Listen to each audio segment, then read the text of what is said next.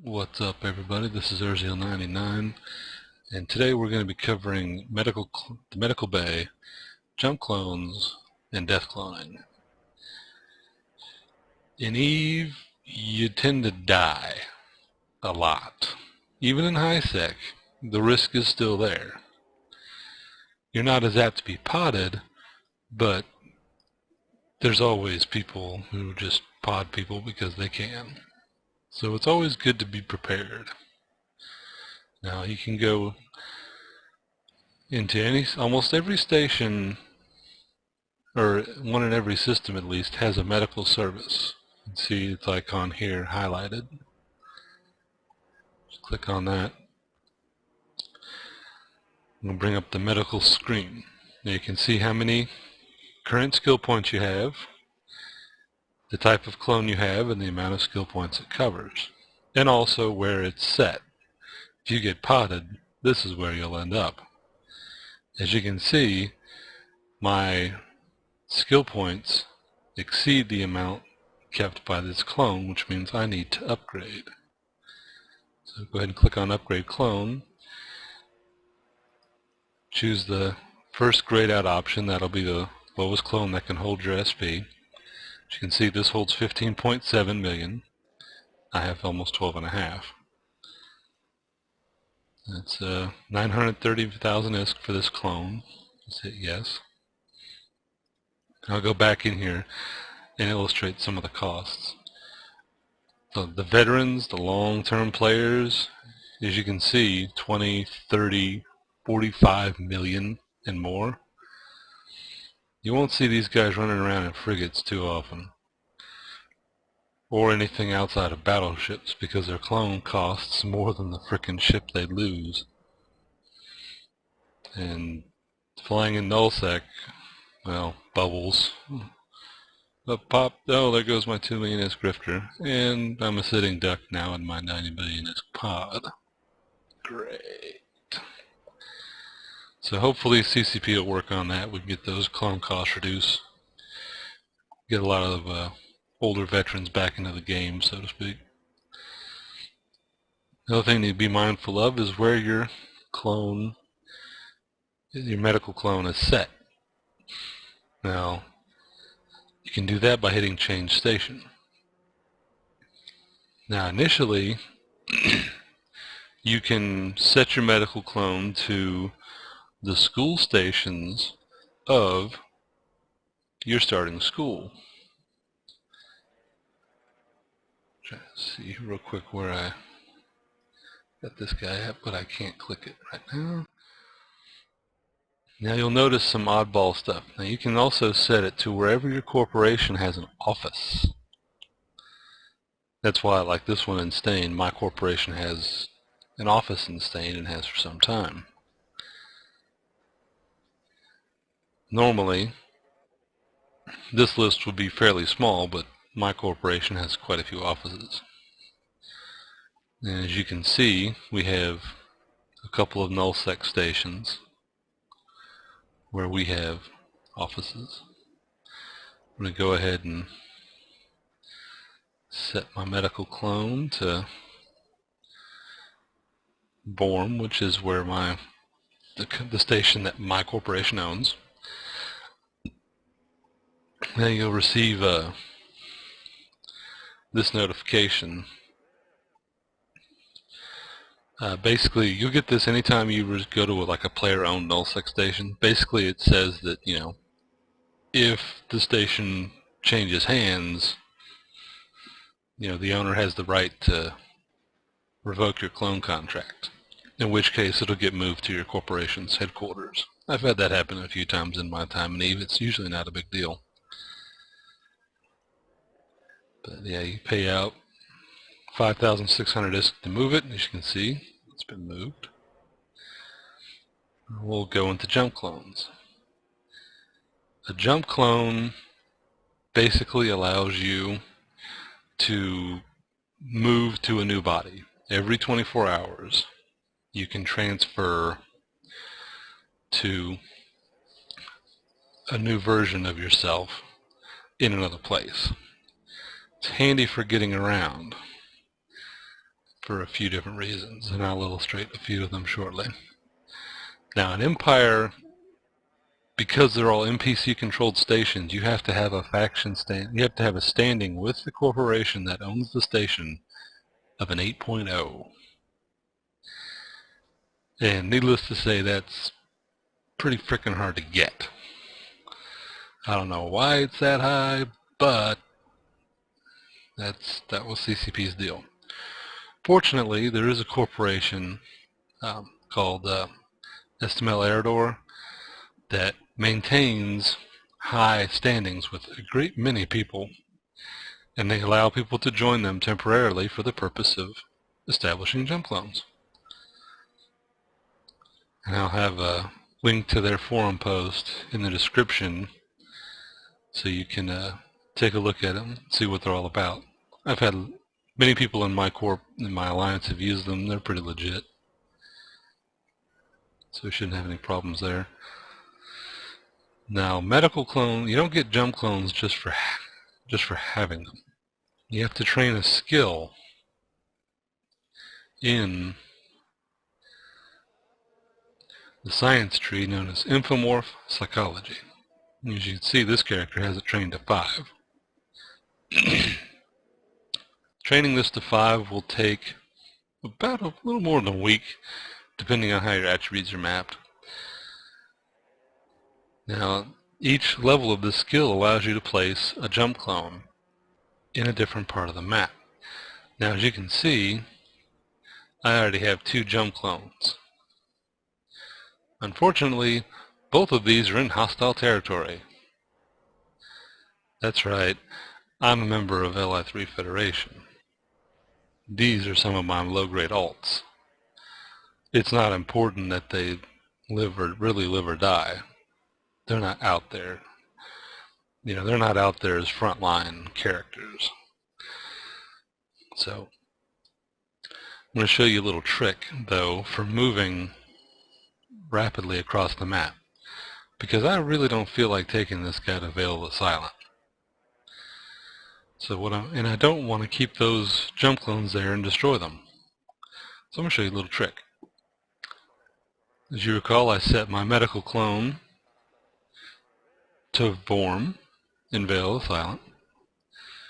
I like this clone here in Empire because he's at a school system, so he can inject skills. So what I'm going to do, make sure that I'm not running any skill queue training, which I'm not. Go ahead and jump to this clone. It says, oh, you have to be in a capsule. Keep forgetting that. So leave whatever ship you're in, make sure you're in a pod, and jump. As you can see, I'm now at a Mimitar station controlled by Raiden Holding.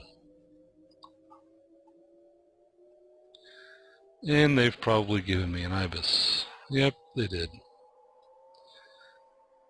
But I don't want your stinking Ibis. So trash it.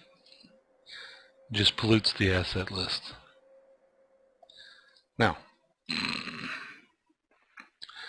keep in mind, I am in hostile territory now.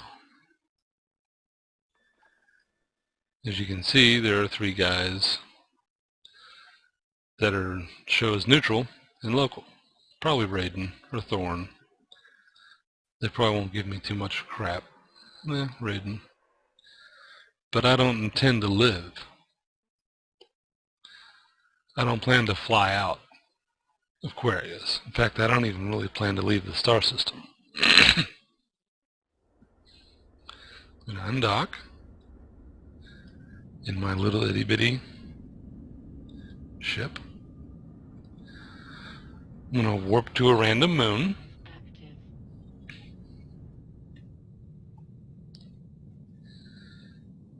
Just to get off grid.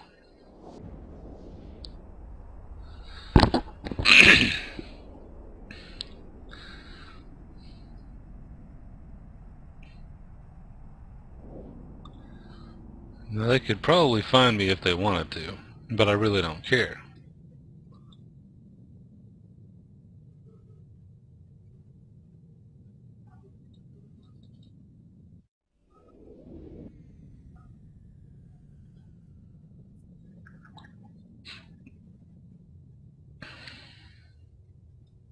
Now what I did was I hit the self-destruct sequence.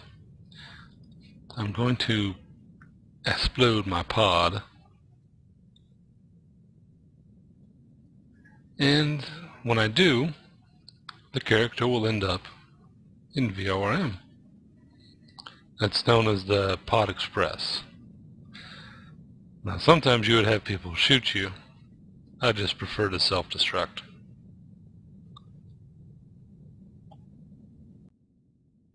But that's just me.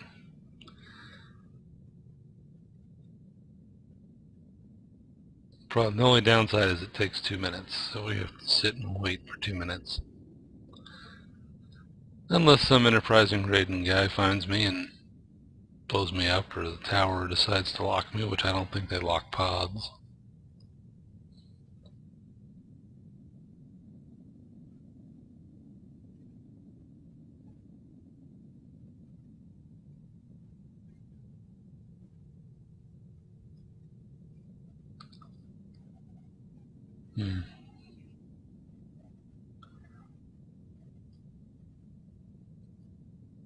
For those of you who've never seen it, that's a control tower. There are a lot of them in low sec and null sec. They're a lot easier to anchor out there.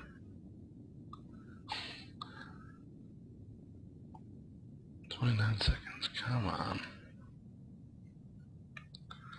I would try and bounce around, but I would actually cancel this self-destruct if I did that.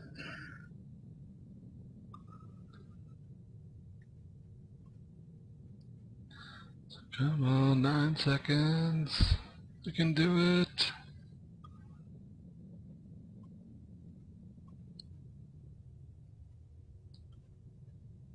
Splat. Okay, I've technically just been potted. As you can see, there's no capsule. That kind of happens when you get potted. You have to jump into a ship and then jump out of the ship to get a capsule again. Now, because I was potted, even if self-inflicted, as you can see, my clone grade went back to alpha. If I don't upgrade it and I do something outside and I get potted again, I stand to lose skill points. Quite a bit of skill points. So it's 5% of the difference between what your clone carries and what your total is. So for me, you're talking about the 5% of 11.5 million SP. That's quite a bit. And it's not randomly generated where you lose SP in. It's the highest skill multiplier skill you have that is trained to the highest skill. So, for example, if I had a bunch of other skills and then I had a Mar Titan, which is a 16 times skill, I'd lose SP in it.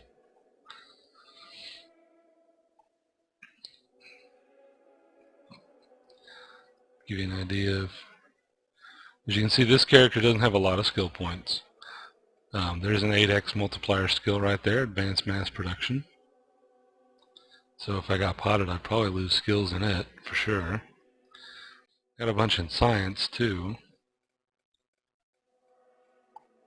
See, so I'd probably lose it in advanced lab operation or advanced mass production. I'd probably lose it in advanced mass production because I got a little bit of training time on it. And quite frankly, well, this character's not training anything because it's an alt on an account, so I'm not too terribly keen about having to retrain it. So upgrade. Back up to clone grade lambda. Shell out another million ISK. And we're done. I moved halfway across the map for the no risk involved for a total of 1 million ISK. Not too shabby considering the risk you'd run flying a ship through low sec and null sec to get here. But that should about do it. Oh, and you will know, I'll show you. Now normally, you'll get this clone activated notification. This will also inform you of how much SP you lose and what you lose it in.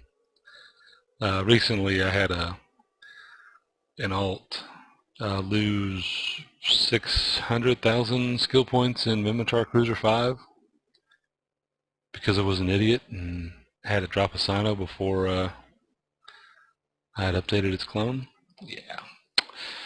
That's going to take a while to get back because I'm not mapped into those attributes. So I won't be getting the Minotaur Cruiser back on that character for a while. Well, that should cover it. Let's see if I can. I'll go ahead and dig up that Estel Arador Corp and put its link in the description for the forums. Make sure before you join that you go to a school station or wherever or your local trade hub and get Infomorph Psychology.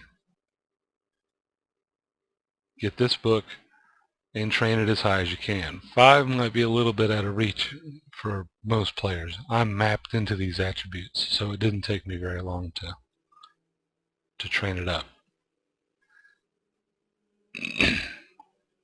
But as far as wanting places to bounce around, you know, from mission hub to mission hub or things like that, even for an Empire player, you might want to keep it in mind. And, well, who doesn't want spare bodies? Oh, it's too hot to mine here. I'll jump to this other place where I usually mine. Things like that. There's possibilities. But that should do it for this episode. I'm Erzeel99, and I'll see you next time.